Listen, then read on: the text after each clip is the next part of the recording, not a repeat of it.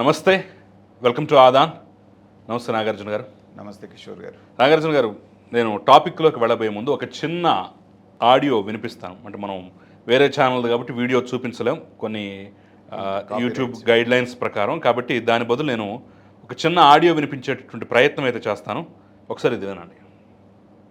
బుద్ధుడు అవునండి, ముగ్గురిని నువ్వు చేసుకుంటే ఒక్కొక్క మగాడు కొన్ని వేల మందిని చేసుకోగలడు.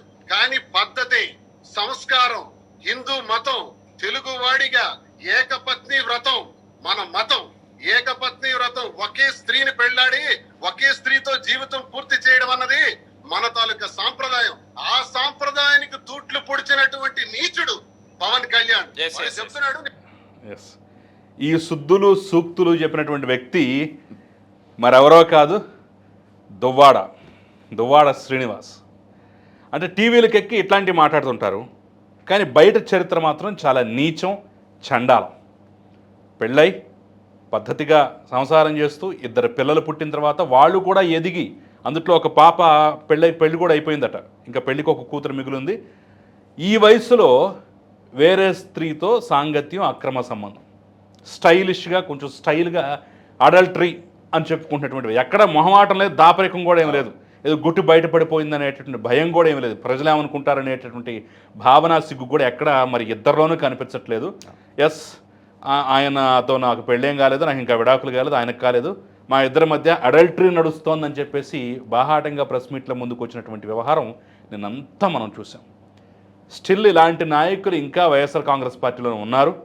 ఈ సంఘటన బయటపడిన తర్వాత కనీసం మాత్రం మరి ఆ పార్టీ వివరణ కూడా అడిగే ప్రయత్నం కూడా చేసిందో చేయలేదో తెలియట్లేదు. ఏంటి మరి సభ్య సమాజానికి వీళ్ళ వల్ల ఉపయోగం ఏంటంటారు అసలు? ఇప్పుడు కిషోర్ గారు, మీరు వినిపించినటువంటి ఆడియో చూస్తే దెయ్యాలు వేదాలు వల్లించడం అంటారు చూసారా? అంటే దీంట్లో ఇంకో ముతక సామెత కూడా ఉంది, అది ఆన్ కెమెరా చెప్పడం మనం మాట్లాడకూడదు, అలాంటి వాళ్ళు వాళ్ళ మాట్లాడకూడదు కాబట్టి వదిలేస్తున్నాను. అంటే ఈ మాట మాట్లాడే నాటికి ఈయనకి ఇవాళ వచ్చిన పరిస్థితి వస్తుందని తెలిసి ఉండదు పాప. తన భార్యే తనని జుట్టు పట్టుకొని బజార్కి ఈడ్చి ఇంత ఇది చేస్తుందని ఆ రోజున ఆయన ఊహించి ఉండకపోవచ్చు. కానీ దురదృష్టకరమైన విషయం ఏంటంటే కిషోర్ గారు, మొన్న విజయసాయి రెడ్డి గారి విషయం డిస్కస్ చేసిన, ఇవాళ ఈ విషయం మనం డిస్కస్ చేస్తున్నా, ఇలాంటిది డిస్కస్ చేయాల్సి రావటం అనేటువంటిది మనకు కూడా ఖచ్చితంగా. ఎందుకంటే ఇలాంటి ఇల్లీగల్ అఫైర్స్ వీటి గురించి. కాకపోతే ఇక్కడ ఓన్లీ ఎందుకు ఈ టాపిక్ తీసుకుంటున్నాం అంటే, ఇలాంటి వాళ్ళంతా రాజకీయాల్లో ఉండి శాసనకర్తలు అవుతున్నారనేటువంటి బాధతోటి, దుగ్ధతోటి తప్ప మరొక. ఖచ్చితంగా ప్రేక్షకులు కూడా అది అర్థం చేసుకోవాలి. ఎందుకంటే మాకు ఇష్టం లేకపోయినా ప్రజాప్రతినిధులుగా ఇలాంటి వాళ్ళు ఉంటే వాళ్ళని ఎండగట్టాల్సిన బాధ్యత మీడియాగా మీ మీద, రాజకీయ విశ్లేషకులుగా మా మీద కూడా ఉంది. కాబట్టి మనం ఈ టాపిక్ మాట్లాడుతున్నాం. పైగా అతను సిట్టింగ్ ఎమ్మెల్సీ. అవును, మొన్న ఎమ్మెల్యేగా పోటీ చేసి ఓడిపోయినటువంటి వ్యక్తి ఇవాళ ఇంత బాహాటంగా బరి తెగించి మరి నేనేం శ్రీరామచంద్రుని కాదు, గతంలో చాలా తప్పులు చేశాను, ఇప్పుడు కూడా నా ఇష్టం వచ్చినట్టు నేను ఉంటున్నానని మాట్లాడటం అంటే ఏంటంటే, ఒక చట్టం అనేది మనకి ఎందుకు పెట్టారు? ఆయన చెప్పిన మాటలోనే ఒక భార్య భర్త జీవితాంతం ఉండాలి అనేటువంటి ఒక సాంప్రదాయం మందని చెప్పేస్తాను ఇంత పెద్ద బొట్టు పెట్టుకొని ఉంటాడే.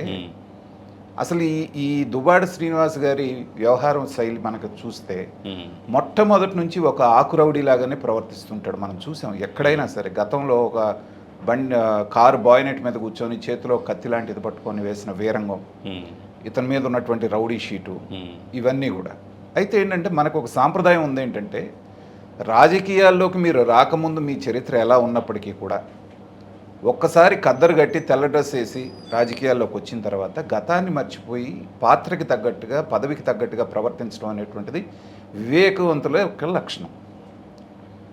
మారిన తర్వాత కూడా అదే రౌడీయిజము, అదే భాష, అదే వాళ్ళని వీళ్ళని ఎలా మాట్లాడతారు. గతంలో చంద్రబాబు నాయుడు గారిని ఎలా మాట్లాడారు, లోకేష్ని ఎలా మాట్లాడారు, పలు సందర్భాల్లో మనం చూసాం.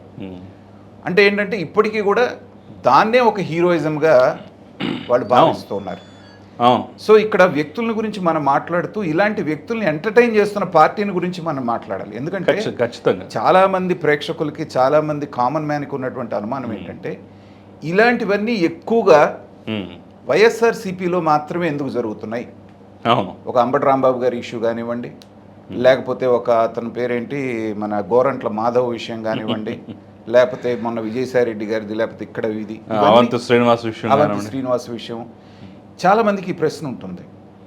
దానికి కారణం ఏంటంటే ఇవి కేవలం పాపులర్ ఫిగర్స్ మాత్రమే, బయటకు ఇంకా వచ్చినవి మాత్రమే. లోపల బోర్డు ఉన్నాయి. సరే లోపల కంటే అందరికీ ఉంటాయి, కానీ ఇవి ఇంత బాహాటంగా బయటకు వచ్చేది రెస్పాన్సిబుల్ పొజిషన్స్లో ఉండి. నేను ఇందాక అన్నట్టుగా మీరు అనామకులు అనుకోండి, మీరేం చేసినా సొసైటీకి అవసరం, మనకే అవసరం లేదు. మీరు ఒకసారి పబ్లిక్ ఫిగర్స్గా పబ్లిక్లోకి వచ్చిన తర్వాత మీరు చేసే ప్రతి మంచి ప్రతి చెడు కూడా ప్రజలు క్రిటిసైజ్ చేస్తూ ఉంటారు, పొగుడుతూ ఉంటారు. కానీ ఇలాంటి వాళ్ళకి అసలు ఎమ్మెల్సీ స్థానంలో ఉన్నటువంటి వ్యక్తికి కనీసం మాత్రం విచక్షణ ఉండదంటారా? ఖచ్చితంగా. ఇద్దరు కూతుళ్ళు అర్ధరాత్రి పూట ఇంటికి వచ్చి మా నాన్న మాకు కావాలి అని చెప్పేసి ఇంటి ముందు ధర్నా. వాళ్ళిద్దరు చిన్నపిల్లలు కూడా కాదు కదా, డాక్టర్లు అట, ఇద్దరు డాక్టర్స్ వాళ్ళు.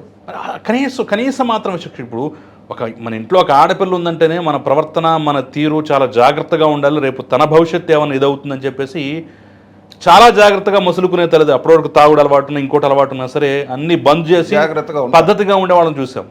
అలాంటిది ఇద్దరు ఆడపిల్లల భవిష్యత్తు ఏం చేద్దామని ఈ మనిషి ఇలాంటి వ్యవహారాలు నడుపు. నేను ఇందాక చెప్తుంది అదేనండి, మీకు ఎప్పుడైతే ఒక ఇండిసిప్లైన్డ్ పార్టీ ఒకటి వీళ్ళకి అండగా దొరికి ఏమి చేసినా చెల్లుబాటు అయిపోతుంది, మీరు అవతల వాళ్ళని తిట్టినా బూతులు తిట్టినా కానీ ఏ చర్య ఉండదు, చంపేసి డోర్ డెలివరీ ఇచ్చినా ఏ చర్య ఉండదు, బాహాటంగా వీడియోలో నగ్నంగా ఉండి ఇది చేసినా ఏ చర్య ఉండదు అన్నప్పుడు ఏంటంటే అలాంటి వాళ్ళందరూ ఈ వీళ్ళ పంచం చేరుతారు. చేరిన తర్వాత కోతికి కొబ్బరికాయ దొరికినట్టు అధికారం వచ్చిందనుకోండి, ఇక పట్టపగ్గాలు ఉండవు కదా. అది ఇవాళ జరుగుతోంది. ఇవాళ ఇన్ని జరిగినా కూడా ఒక్కళ్ళ మీద చర్య ఉందా చెప్పండి? ఒక్కళ్ళ మీద బయటపడ చేస్తే పదవులు వస్తాయి కదా. అది కదా అక్కడే నేను అంటుంది, ఆ పార్టీలో అది క్వాలిఫికేషన్ అయినప్పుడు వీళ్ళందరూ పోటీ పడుతున్నారు. దాంట్లో బూతులు తిడితే నా మనసును గెలుచుకున్నామని ప్రశంసలు వస్తాయి కదా, ప్రశంసలు వస్తాయి. మాజీ ముఖ్యమంత్రి ఇంటి మీదకి వెళ్తే భుజం తట్టి ప్రోత్సహిస్తారు, వెంటనే మంత్రి పదవి వస్తుంది. కాబట్టి ఏంటంటే ఇలాంటి వాళ్ళందరికీ స్వర్గధామం లాగా ఆ పార్టీ నిలవటం మూలానే ఇలా చేస్తూ వచ్చారు. అయితే ఏంటంటే అధికారం మొత్తం ఇంకా దిగలే శ్రీనివాస్కి. ఇప్పుడు అవతల ఏ ఆడ మనిషి గురించి మాట్లాడుతున్నారో ఆవిడ అలాగే మాట్లాడుతోంది. అసలు దీంట్లో తప్పేంటి? నా ఫ్రెండ్, నా ఇష్టం, నా ఫ్రెండ్ ఫిలాసఫర్ గైడ్. ఇప్పుడు కనుక నన్ను అంటే అటు మా ఆయన కాక ఇటు కాకపోతే నేనేమైపోవాలి అంటే అనే లాజిక్ మనలాంటి వాళ్ళకి మింగులు పట్టడం లేదు. ఎందుకంటే మీకు అంత ఇష్టం, చాలామందిని మనం చూసాం, ఇష్టం లేని కాపురాలు చేయమని ఎవరు చెప్పరు, చట్టం కూడా చెప్పట్లేదు. మీకు ఇష్టం లేదా చక్కగా ఇద్దరు విడాకులు తీసుకొని ఎవరు బతుకు వాళ్ళు బతకండి, ఆ తర్వాత మీరు ఎవరిని చేసుకున్నా పర్వాలేదు. ఇవాళ ఏ పవన్ కళ్యాణ్ గారి గురించి అయితే విమర్శిస్తున్నారో ఆయన చట్టబద్ధంగా రాజ్యాంగబద్ధంగా తనకు కల్పించినటువంటి హక్కు ప్రకారంగా 2 పెళ్ళిళ్ళు ఆయనకి కలవలేదు, వాళ్ళతోటి మ్యూచువల్గా మిగతా ఎవరికి ఇబ్బంది లేదే, ఎవరిని ఇబ్బంది పెట్టలేదే. చట్టబద్ధంగా జరిగిన దాన్నే మీరు ఆ రకంగా ఇచ్చేసి చట్టానికి విరుద్ధమైనటువంటి పనులు చేస్తూ నిన్న విలేకరులు అమ్మ ఇది ఇల్లీగల్ కాంటాక్ట్ అన్నారంటే ఆ మాట మాత్రం మీరు అనటానికి వీల్లేదండి. మరి స్టైల్ గా అడల్టరీ అంటే అంటే మరి అది కొంచెం జుగుప్సాకరంగా ఉంటుంది కాబట్టి దాన్ని ఇంగ్లీష్లో పాష్గా. తర్వాత ఏంటంటే మన చట్టాన్ని అంటే కోర్టులను కామెంట్ చేయటం కాదు, కానీ సుప్రీంకోర్టు ఇచ్చినటువంటి ఇది కూడా ఇలాంటి వాళ్ళందరికీ ఆసరా అవుతుంది. మీరు గతంలో రోజా గారు విషయంలో ఆయన ఒక తెలుగుదేశం నాయకుడు ఆవిడేదో ఒక దీంట్లో కొంచెం పరుష పదజాలం బండారు సత్యనారాయణ మూర్తి గారు అన్నప్పుడు ఈ కళ్ళమని నీళ్లు పెట్టుకుంటూ ఏమంది, నాకు సుప్రీంకోర్టే ఇచ్చింది, ఎవరికి ఎలా ఇష్టం వచ్చితే అలా బతకొచ్చు అని చెప్పేసి నన్ను ఇలా అంటారని ఒక మంత్రి పదవిలో ఉండి ఆవిడే ప్రశ్నించింది. సో ఇలాంటి వాళ్ళు ఆవిడ మాత్రం వేరే వాళ్ళ వ్యక్తిత్వాలు కనీసం వేసుకునే ఫలానా వాళ్ళు ఫలానా వాళ్ళని లేపుకెళ్లారు, ఫలానా వాళ్ళు ఫలానా వాళ్ళు కడుపు చేశారని చెప్పేసి మాట్లాడొచ్చు. చివరికి ఒక మంత్రి చుడ్డీదార్ వేసుకుని చక్కగా పైనుంచి కింద దాకా డ్రెస్ వేసుకుంటే కూడా కూడా భ్రష్టు పట్టి కామెంట్ చేసి చివరికి వాళ్ళ ఆవిడ ఫారెన్ లో ఏ డ్రెస్సులతో తిరుగుతున్నారో మనం చూసాం. వాటి గురించి మనకు అనవసరం. అంటే ఎదుటి వాళ్ళని అనేటప్పుడు 4 వేళ్ళు మన వంక చూపిస్తున్నాయి అనేటువంటి ఆలోచన లేకపోతే ఎలాగా? కమింగ్ టు ద పాయింట్, ఈ దువ్వాడి శ్రీనివాసరావు అనేటువంటి వాళ్ళు రాజకీయాల్లో ఉండటానికి ఇలాంటి వాళ్ళు పనికిరారండి. సో అచ్చెన్నాయుడిని ఢీ కొట్టడానికి ఇతన్ని మించి ఇక వేరే ఆప్షన్ దొరకలేదంటారా మరి జగన్మోహన్ రెడ్డికి? ఖచ్చితంగా. ఎందుకంటే వాళ్ళ ఆవిడను కూడా మరి ఆవిడ చెప్తోంది నాది రాజకీయ నేపథ్యం, వెనకన్నా రాజకీయ నేపథ్యం లేదు, నాది రాజకీయ నేపథ్యం అని చెప్పేసి ఫ్యామిలీ వాళ్ళది, ఖర్చు కూడా నేనే భరిస్తున్నాను అని చెప్పేసి చెప్తోంది. ఆవిడ్ని కొంతకాలం మళ్ళీ ఇన్ఛార్జిగా పెట్టి మళ్ళీ తీసేసి పెట్టి వెనక టికెట్ ఇవ్వటం, ఇవన్నీ చూస్తుంటే మరి ఇంతకు మించిన ఆప్షన్ ఎందుకు మరి దొరకట్లేదు? ఖచ్చితంగానండి. ఎందుకంటే వాళ్ళు సభ్యతా సంస్కారం ఉన్నవాళ్ళు ఢీ కొట్టారనుకుంటున్నాడు. వాళ్ళు కొన్ని పారామీటర్స్ ఫిక్స్ చేసుకున్నారు. అభ్యర్థి అంటే డబ్బు ఉండాలి, అవతల వాళ్ళని ఎలాంటి భాషలో అయినా తిట్టగలిగి ఉండాలి, లేకపోతే ఇతని కంటే వయసులో అచ్చెన్నాయుడు పెద్దాడు. అవును. ఏ రకమైన భాష మాట్లాడారు, ఎన్ని రకాలుగా, ఇప్పుడు ప్రత్యర్థిగా ఉండటం వేరు, విమర్శించుకోవటం వేరు. అట్లా కాకుండా బిలో ద బెల్ట్ లెవెల్ ఎన్ని రకాలుగా మాట్లాడితే ఏంటంటే అధినేత మనస్తత్వం అదే కదా. వీళ్ళకి ఎక్కువ మార్కులు పడ్డే, ఓ బ్రహ్మాండం, వీడు రౌడీ షీటర్ కదా, అసలు ఎదుర్కోగలిగినాడు ఇతనే అని చెప్పేస్తాను ఆవిడ ఇన్ఛార్జిగా పెట్టి మళ్ళీ తీసేసి మరి ఇతనికి ఇచ్చారు.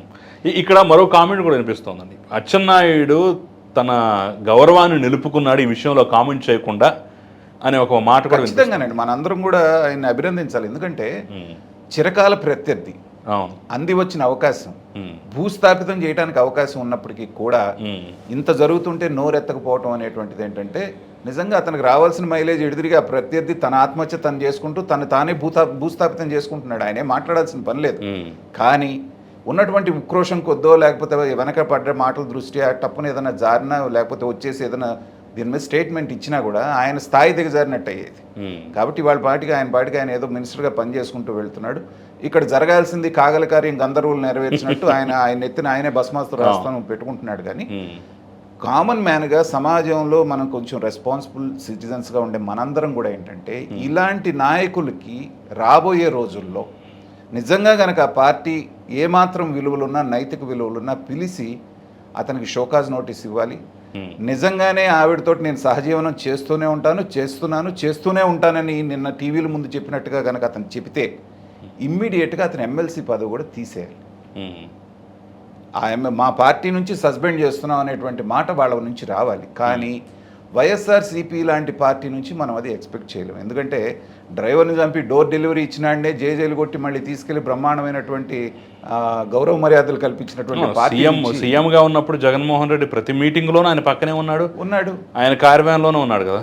సో మీరు ఒక క్రిమినల్ని, అక్కడ జరిగినటువంటి క్రిమినల్ని తీసుకొచ్చి మీరు పక్కన పెట్టుకున్నారంటే అర్థం ఏంటంటే మీరు వాళ్ళని ప్రోత్సహిస్తున్నారని మీరు చెప్పడం మూలనే ఇలాంటి వాళ్ళందరూ తయారై కనీసం చట్టం పట్ల, న్యాయం పట్ల, కనీసం ఒక నైతిక విలువల పట్ల వాళ్ళకి ఏమాత్రం గౌరవం లేకుండా ఇలా ప్రవర్తించడానికి కారణం ఒక రకంగా చెప్పాలి అంటే ఇతను 50% కారణం అయితే ఇలాంటి వాళ్ళని ప్రోత్సహించినటువంటి పార్టీ అధినేత ఇంకో 50% అనేటువంటిది నా భావన.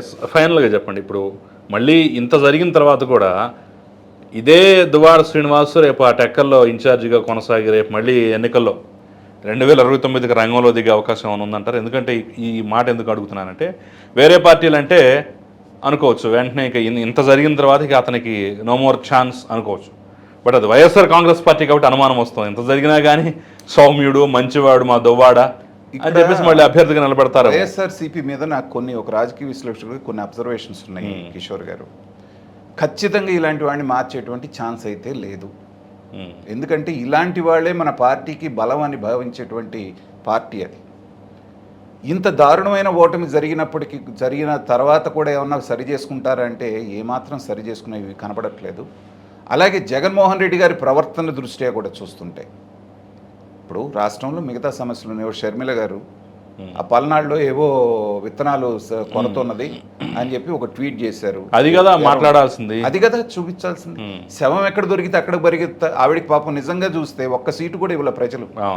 వాళ్ళ మీద ఏం బాధ్యత లేదు. పాపం ఆవిడ ఒక్కదానికే డిపాజిట్లు వచ్చినాయి. అయినప్పటికీ కూడా ఒక బాధ్యత గల రాజకీయ పార్టీ లాగా ఆవిడ ప్రశ్నిస్తూ ఎక్కడన్నా తప్పు జరుగుతూ ఉంటే ఎత్తి చూపిస్తున్నప్పుడు మీరు చేయాల్సిన పని ఆవిడ చేస్తుంది. మీరేం చేస్తున్నారు? ఎక్కడ శవం దొరుకుద్ది, ఎక్కడ కొట్లాట ఉంటుంది, అక్కడికి రాగానే అదే పాత రికార్డు వేయటం, అయిపోగానే ప్రశ్నలు అడగేటప్పటికి పారిపోవటం. ఇలా జగన్మోహన్ రెడ్డి గారు పార్టీ ఎన్ని రోజులు నడుపుతారనేటువంటిది నాకు చాలా డౌట్స్ ఉన్నాయి. ఇదే బిహేవియర్ ఇలాగే కనుక కంటిన్యూ అయితే 2 సంవత్సరాల్లో వైఎస్ఆర్సీపీ కనుమరుగైపోయేటువంటి ప్రమాదం కూడా లేకపోలేదు. ఎందుకంటే క్వాలిటీ ఉన్న కొద్దో గొప్ప నాయకులందరూ ఇప్పుడు ధర్మాన ప్రసాదరావు గారు రిటైర్ అయిపోయారు. అలాగే బొత్స సత్యనారాయణ గారు నాకు తెలిసి రేపు కనుక ఎమ్మెల్సీ పదవి కనుక ఓడిపోతే రాజకీయంగా అదే ఆయనకి సమాధి లాంటిదని నేను భావిస్తున్నాను.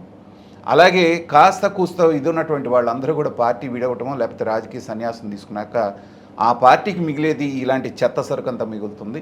ఇలాంటి చెత్త సరుకుతోటి పార్టీని మళ్ళీ 5 సంవత్సరాలు నిలబెట్టి అధికారంలో తీసుకోవటం అనేటువంటిది ఇంపాసిబుల్గా కనపడుతుంది. 2 ఇయర్స్లోనే సరి చేసుకోకపోతే మాత్రం వైఎస్ఆర్సీపీ అనేది కనుమరుగయ్యేటువంటి ప్రమాదం మాత్రం కనపడుతుంది.